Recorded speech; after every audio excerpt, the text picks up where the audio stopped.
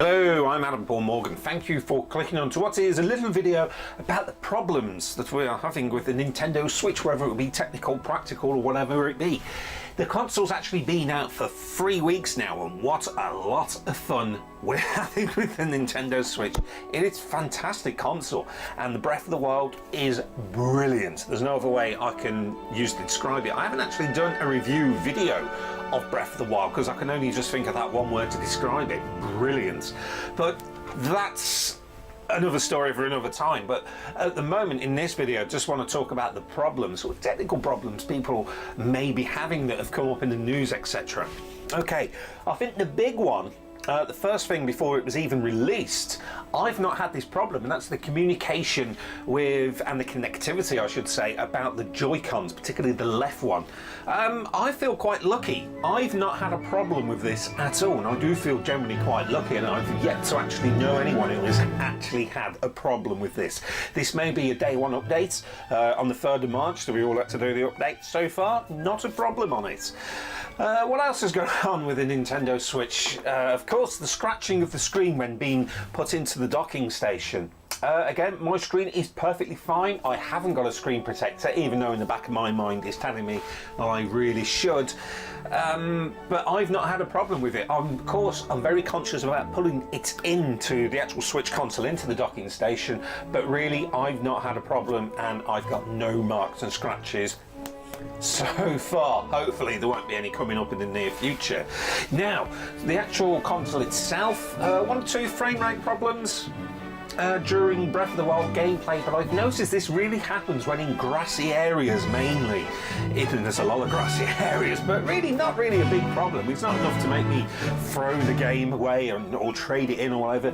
To think that it's such a brilliant game, there's no real need for me to worry about the tiny little maybe nanosecond of blatant freeze framing that goes on in the game. Really not, so I can't really see the problem. One problem I've had with the actual console is the entire screen went white. Don't know why, I can't even remember what I was actually doing. I was messing around with the settings, but for one reason the whole console just went completely white. No idea why. But to resolve that problem, if it ever happens to you, I just held down the power button and then suddenly it was fine. Not a problem at all. Okay, so if you've had that problem, that's what you do, just hold down the power button, turn the thing off and turn it back on.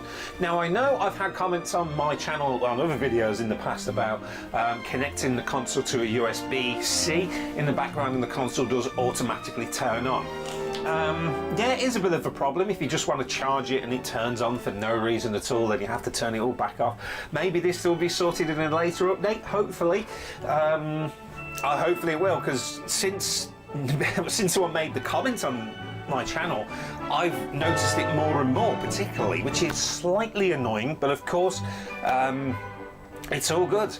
Now, okay, some of the other problems that I have noticed with it, and that is this particular amiibo here. Now I have to keep this in this position. I'd rather have it sort of standing up with this amiibo. It's not the biggest issue in the world, it's just something that I found out and had to deal with.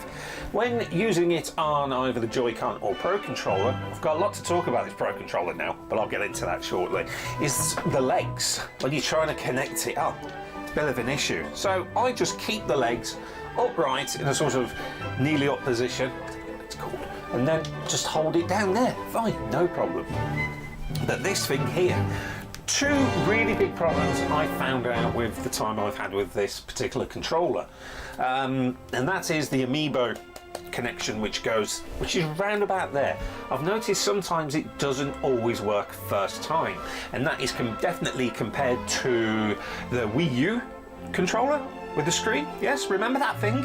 And of course the Joy-Con, the left Joy-Con, or should say right, yes, the right one, right, that's right, yes, right, the right Joy-Con controller. Now that works fine on there, but this thing doesn't always work first time, and you just have to quick reposition it, and a little noise does come on the Switch, a little doo-doo noise, which I have noticed. Now the Pro Controller, I've read this on a couple of forums up and down the country, I'm going to say on the World Wide Web, I should really say, when you're pushing the up button, that works fine, but when you're going up to the left, so that was the left there, Doesn't always work.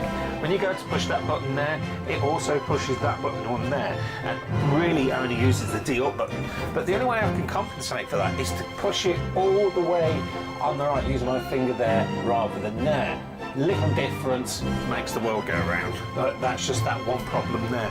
I was actually considering returning this, but it's not a big issue. I can live with it, but hopefully in the future that won't happen again.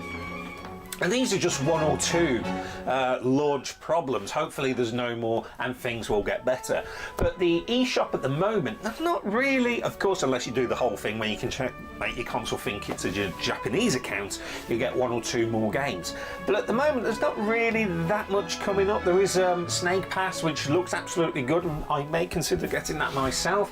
You've got the big Mario Kart, which is only a couple of weeks away. We've got Splatoon, and of course we've got the Splatoon test file coming up soon. I'm looking forward to that, and I'm going to try my best to do my thoughts on that in the near future. But overall, if you compare the problems of this console compared to, say, the PS2, any youth who never had the PS2, remember those consoles that were breaking down left, right and centre when that was first came out. The Xbox One, I'm actually on my second Xbox One.